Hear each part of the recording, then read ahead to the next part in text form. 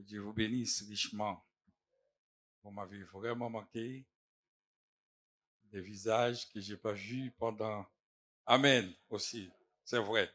Moi, je vous ai manqué et vous m'avez manqué aussi. Des visages que je n'ai pas vus depuis un long mois et pour certains, beaucoup plus. Peut-être la dernière fois, vous n'étiez pas à l'église. En tout cas, c'est ça, une famille spirituelle. C'est là où on a envie de nous revoir. Et quand il y a ça encore, c'est-à-dire il y a encore un lien, le Saint-Esprit est là. C'est le Saint-Esprit qui unit les cœurs, qui fait en sorte que je ne sois pas pour toi un ennemi, un sujet, voilà, mais que je sois pour toi un ami, une famille. Amen. Et que Dieu, que cet esprit qui nous a mis, anime, pardon, dans cette église, puisse continuer à faire ce travail afin que nous soyons tous des serviteurs et des servantes du Seigneur. Merci encore pour vos prières. J'ai passé un temps béni là-bas, mais me connaissant bien, ça ne veut pas dire que j'étais en train de dormir. J'arrive pas à dormir et je suis un homme actif, j'aime agiter. Voilà, comme ça, toujours en action, mais je me réjouis là-dedans. C'est pas pénible pour moi puisque je suis comme ça. Amen, mes bien-aimés. Alors, ce matin, nous avons écouté et même lu ensemble une parole forte. Et je reprends la dernière phrase du verset, acte 11, verset 26, qui nous dit, « Ce fut à Antioche que, pour la première fois, les disciples furent appelés chrétiens. » La première fois, les disciples furent appelés chrétiens. Alors, on se pose la première question, par qui les disciples étaient appelés? Qui sont ces gens-là qui ont dit, oui, ces gens-là étaient des chrétiens? Il faut se rappeler, on était en Israël et il y avait, enfin à Antioche, bien entendu, mais au temps de Jésus, il y avait beaucoup de religions, beaucoup de sectes.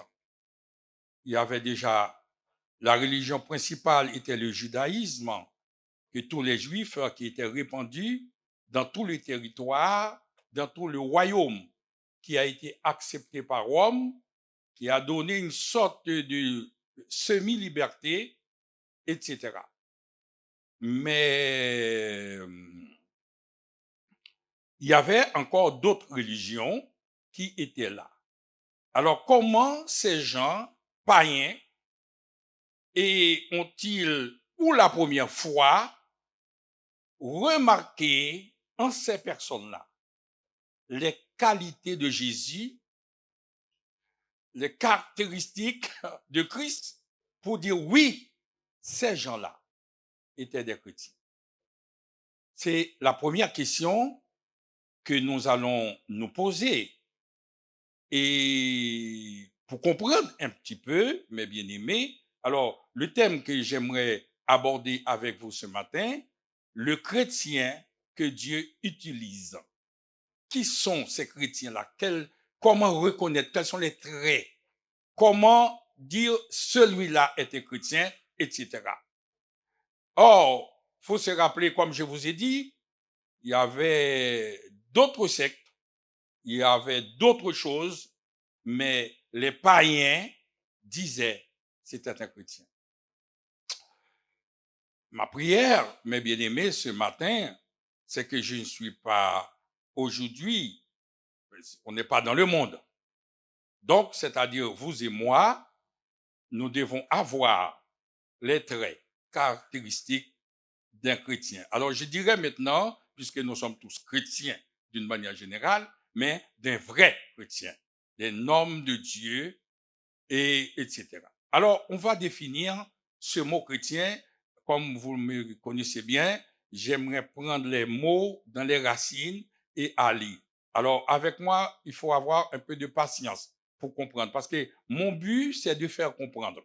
Comprendre parce que sinon, on va toujours passer un temps, mais sans avoir cette vision claire de qui nous sommes exactement, pourquoi nous sommes venus ici et qu'est-ce que Dieu attend de nous, et etc. Et quelle est notre position à l'Église pour être efficace dans l'œuvre du Seigneur. Alors, la première chose, il y avait deux interprétations du mot. Même pas du mot, mais le mot chrétien au départ, c'était d'abord les Juifs appelaient le Messie. C'est pour cela qu'on a les Juifs messianiques. Au départ, Israël attendait un Messie. Le mot Messie vient d'un verbe, c'est le verbe machar, et ce verbe signifie oindre. Et c'est avec ce mot, vous pouvez entendre ça bien souvent, Machia. Machia, c'est-à-dire, c'est le Messie qui vient du verbe oindre et c'est le nom qui signifie Messie. Mais maintenant, à partir du IIIe siècle, puisque la Bible était traduite en hébreu, à partir du IIIe siècle, maintenant, la Bible va être interprétée en grec maintenant parce que c'était la civilisation, c'était la langue qui était très répandue, un peu comme l'anglais maintenant, et on devait traduire maintenant, rendre la Bible accessible à tout le monde, et à ce moment-là, on a traduit maintenant de l'hébreu à grec, et maintenant, on a trouvé un autre mot. Et le mot qu'on a trouvé à la place de macha, qui signifie oindre, il y a le mot cryo, maintenant en grec, qui signifie aussi oindre. Et c'est avec ce mot cryo qu'on forme le mot Christos. Et c'est avec le mot Christos, on a le mot français Christ, et etc. Mais il y a quand même une différence d'interprétation. Le Messie d'Israël, c'était un homme qui était investi, qui devait être investi d'une onction pour rétablir le royaume terrestre d'Israël. C'est pour cela, dans Acte 1er, verset 6, les disciples eux-mêmes avaient posé la question, Seigneur, est-ce en ce temps-là, tu rétabliras le royaume d'Israël? Parce que Jésus correspondait exactement au Messie attendu, mais c'était un Messie terrestre, un Messie qui devait, par la force, repousser les Romains et rétablir un Messie de la lignée de David, etc. Mais le Christos maintenant, le Christ, le chrétien, n'est pas un Messie terrestre, mais c'est un Messie céleste. Il n'a pas de royaume terrestre, il a un royaume céleste.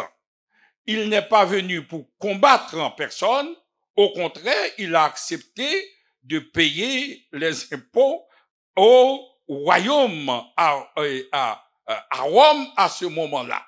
C'était un homme doux de cœur qui a aucun trait de violence dans son cœur, dans sa vie. C'est un homme de paix, un homme d'amour, etc. Un homme qui n'a ni beauté pour attirer, c'est pas un homme qui comme on voit maintenant, qui fait des spectacles.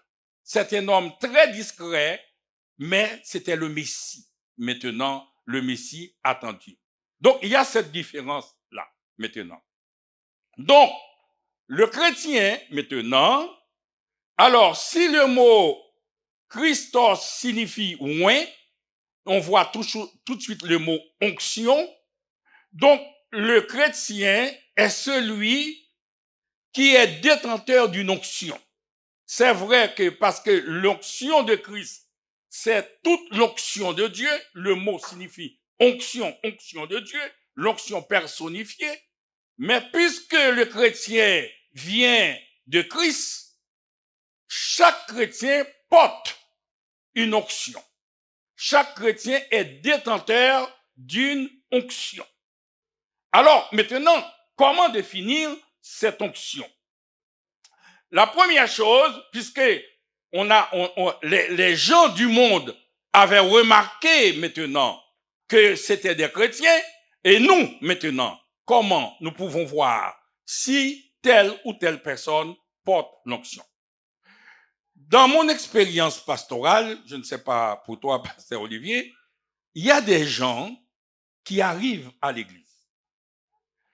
Le fait d'être là, leur présence seulement, et dégage une paix. On sent qu'il y a un amour qui dégage. Même sans rien dire, il y a une confiance qui s'installe, comme si c'est une personne qui était là depuis 10, 15, 20 ans. C'est parce qu'il y a une onction qui est là. On sent au travers de cette personne tous les fruits de l'esprit. Il y a l'amour, il y a la paix, il y a la joie, il y a la tempérance, il y a le respect, il y a la soumission, on n'a pas besoin de faire quoi que ce soit, mais etc. Et nous, en tant que pasteurs, quand on sait que ces personnes-là, on le dit pas, on est un peu tranquille. Parce que on sait la présence déjà, etc. Je ne vais pas dire le contraire, mais il y a des personnes qui arrivent, la présence est lourde un seul coup. On sent qu'il y a une atmosphère de lourdeur quelque part, parce que cette personne-là n'a pas d'onction de Dieu. La paix soit avec vous, mes bien-aimés. En tant qu'expérience, on a cette personne. La deuxième chose, ce sont des personnes qui ont l'onction. Ces gens de personnes, malheureusement, ils ne sont pas beaucoup, mais ils n'aiment pas. Ils n'aiment pas s'asseoir avec des gens qui n'ont pas la même onction. Heureux l'homme qui ne marche pas selon les conseils des méchants. C'est pas moi, c'est la Bible. Qui trouve son plaisir dans la voie de l'Éternel et qui la médite jour et nuit. Il fuit tout de suite chaque fois qu'ils voient des gens un petit peu, voilà, ils essayent de se mettre à côté parce qu'ils ont quelque chose, voilà, de très cher, mes bien-aimés. On trouve ça même dans le livre de l'Apocalypse. Regardez, je vais lire pour vous. Apocalypse 2, les 3 premiers versets. Écrit à l'église, à l'ange de l'église d'Éphèse, voici ce que dit celui qui tient les 7 étoiles dans sa main droite, celui qui marche au milieu des 7 chandeliers d'or. Écoutez, il a dit, je connais tes œuvres, ton travail, ta persévérance. C'est les chrétiens, oui. Je sais que tu ne peux supporter les méchants. Tu as éprouvé ceux qui se disent apôtres et qui ne le sont pas, et que tu les as trouvés menteurs. La personne avec vous, mes bien-aimés, et même dans l'Apocalypse, on sait que celui qui a l'onction est attiré par une autre personne qui a l'onction. Et dès le premier, dans le livre des psaumes, et jusqu'à l'Apocalypse, on trouve ces traits-là d'un chrétien, d'un vrai chrétien, mes bien-aimés. La paix soit avec vous, mes bien-aimés. La paix soit avec vous. Alors, ne pas aller plus loin, comment? Quelles sont les caractéristiques? Comment développer vous? Vous êtes attiré par quel type de groupe à l'église? Est-ce un groupe, qui construit une église dans l'église? Je les appelle des vendeurs du temple. Et ils font leur église dans l'église. Ils ont leur pasteur, leur diacre, ils ont même leur caisse, ils ont tout à l'église. Mais dans l'église. Et si c'est ça, il y a un problème, mes bien-aimés. C'est pas le chrétien là que Dieu cherche. La personne avec vous. La paix soit avec vous, mes bien-aimés. Oui, un chrétien est celui qui inspire et qui donne la paix au nom de Jésus. Un chrétien est celui qui aime leur leader. Ah, là encore, c'est un peu compliqué. La paix soit avec vous. La paix soit avec vous, mes bien-aimés.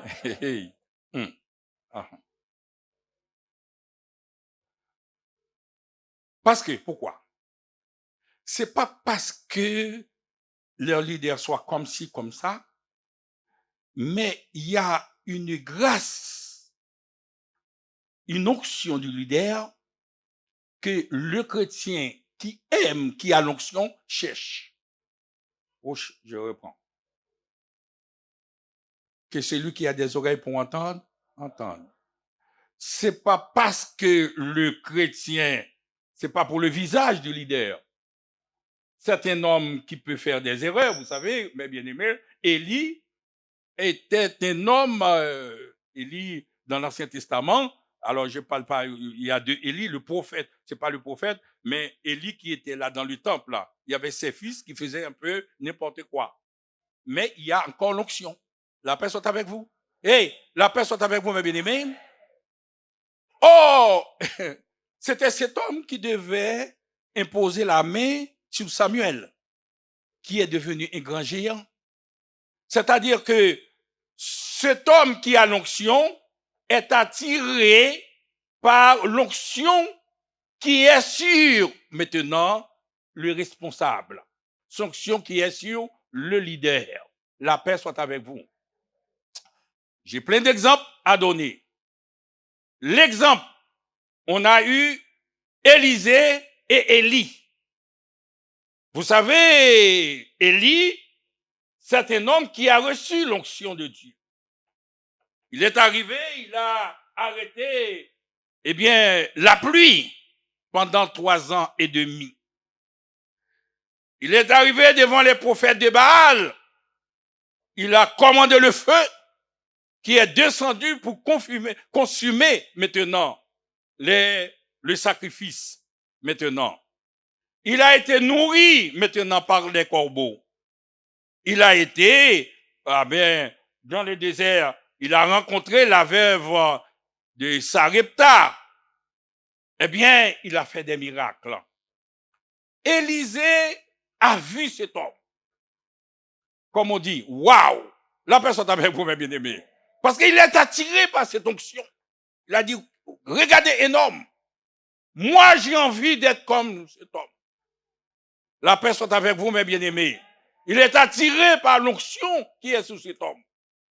Je ne sais pas sous qui est maintenant votre modèle.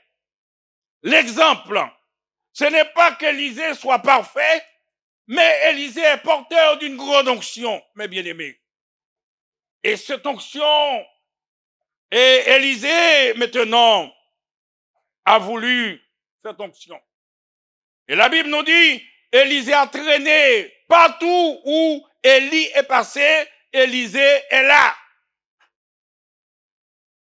Élie a dit, Élisée, attends-moi ici, je vais partir ailleurs. Élisée a dit, là où tu veux, là où tu vas, moi aussi, je suis là.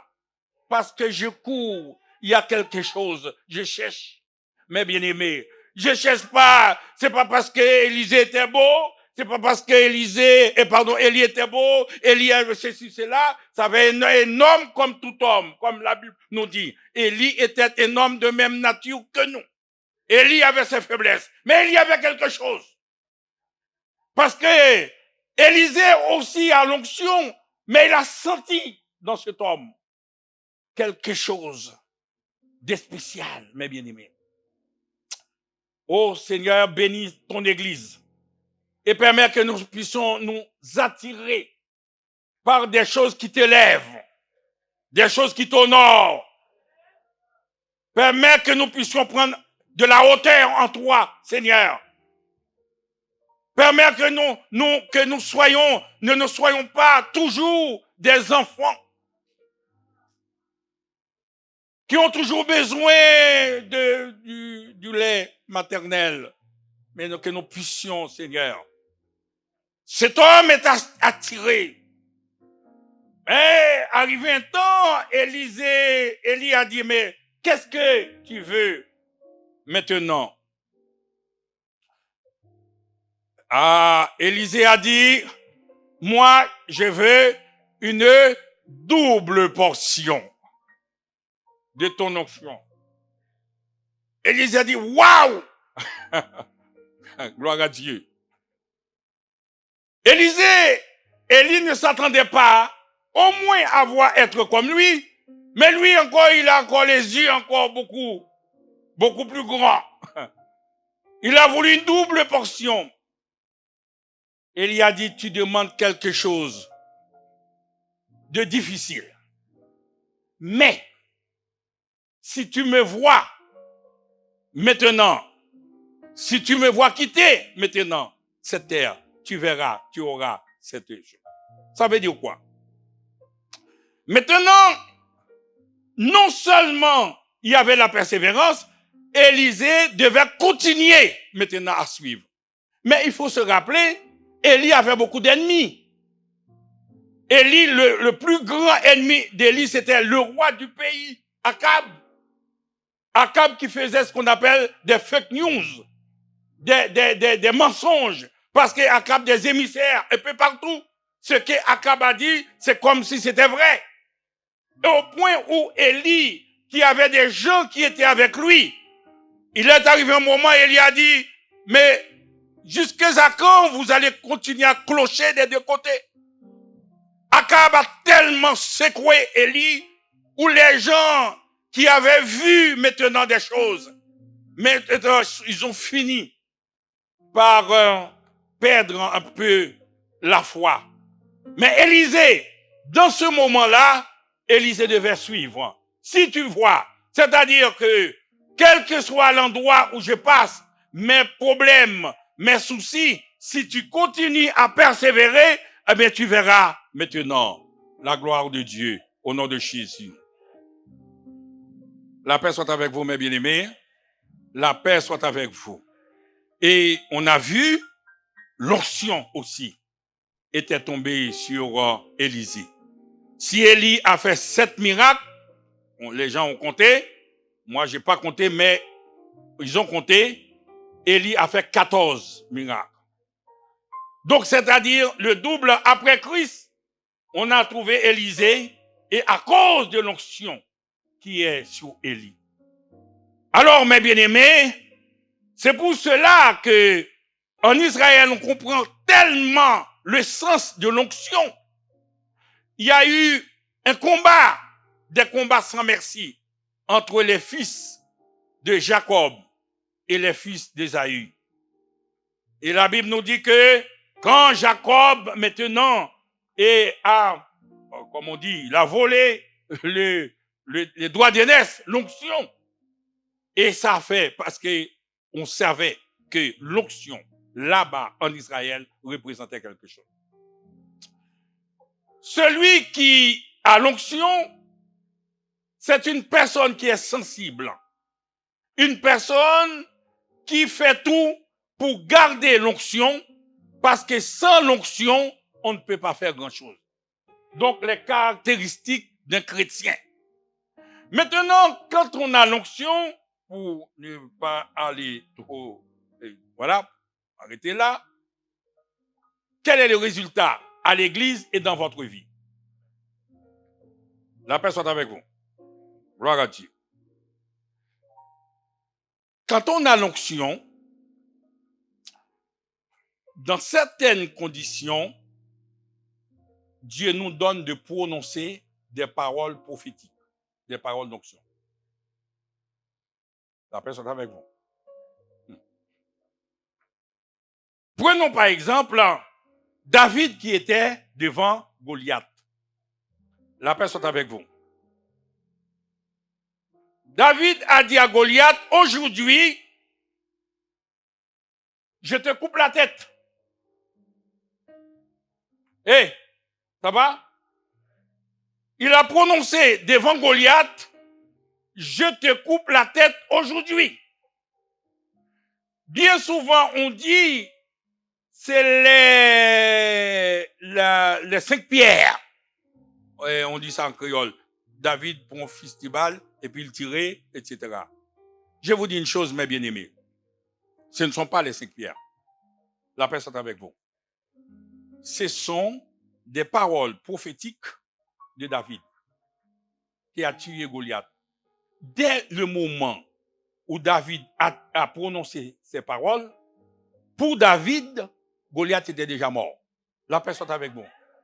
Hey. Ce n'est pas parce que David, ici, les 5 pierres, ce sont les moyens. Parce qu'il y a déjà un autre verset qui nous dit, dans Matthieu 16, ce que tu liras sous cette terre sera lié dans les cieux. Ce que tu délieras sous cette terre sera délié dans les cieux.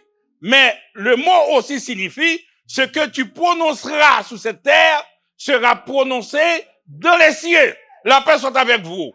Or, David, un homme rempli d'onction, est porté par l'onction pour prononcer une parole. Et la parole de David est la parole de Dieu. La paix soit avec vous, mes bien-aimés.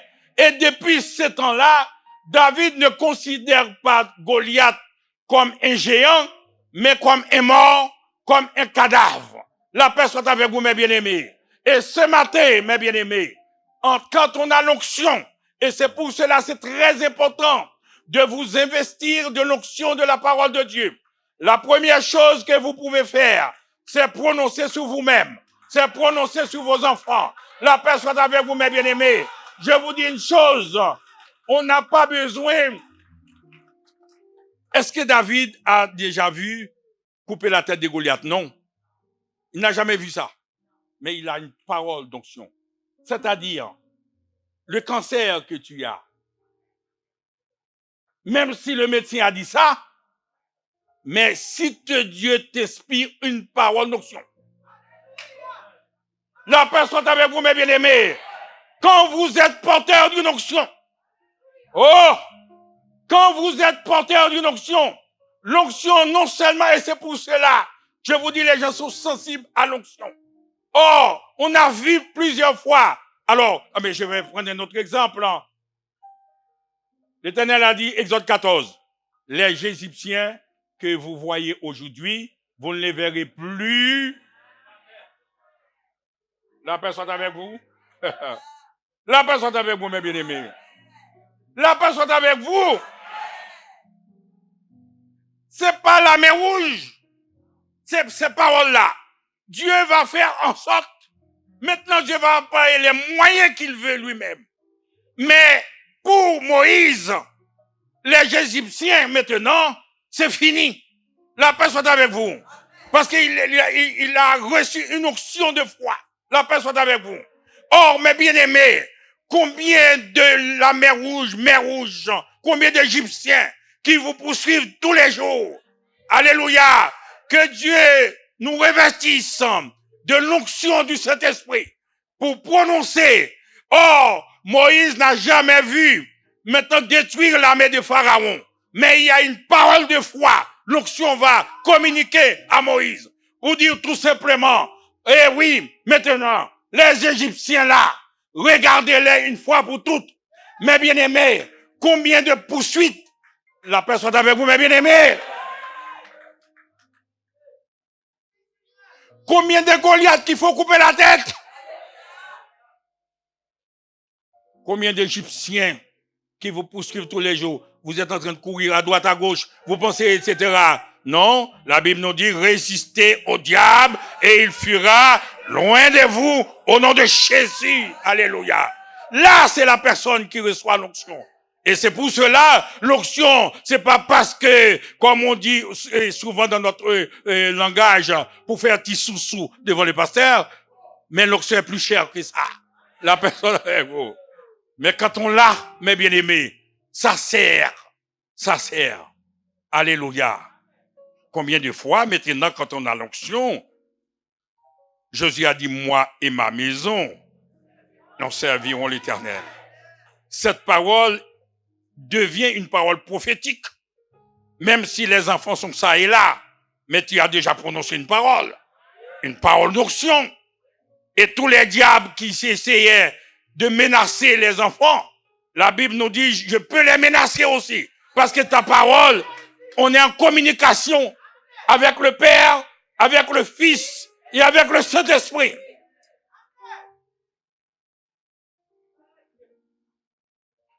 Une parole d'onction. Un chrétien, c'est celui qui reçoit aussi, puisqu'il est de Christ.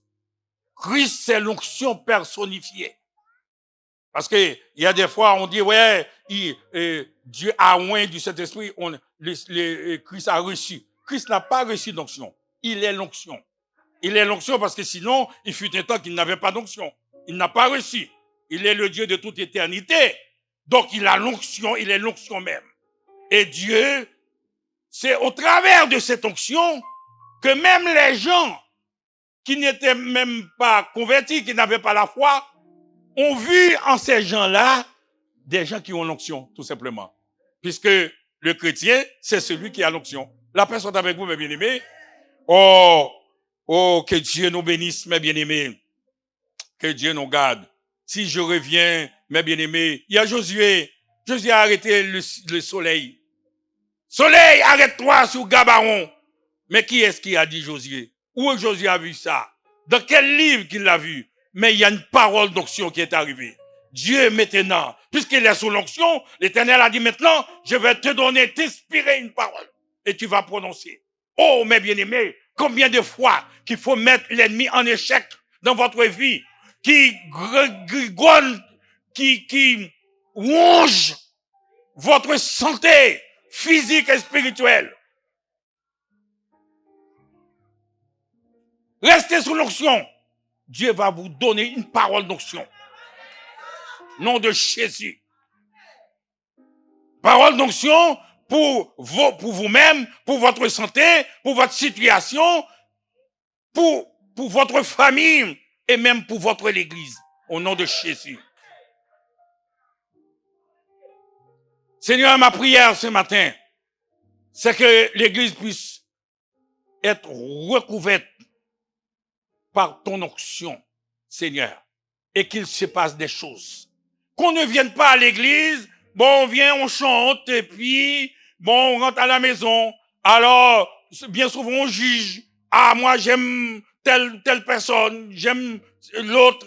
Ah, j'aime pas ça, j'aime ceci, j'aime cela. Mais le problème, c'est que il faut pas aimer la personne. Il faut voir quelle est l'onction qui anime cette personne. La personne avec vous, mes bien-aimés. Et c'est ce que Élisée a fait. Il a vu. S'il l'avait et il acceptait tout ce qu'on disait, que Akab circulait.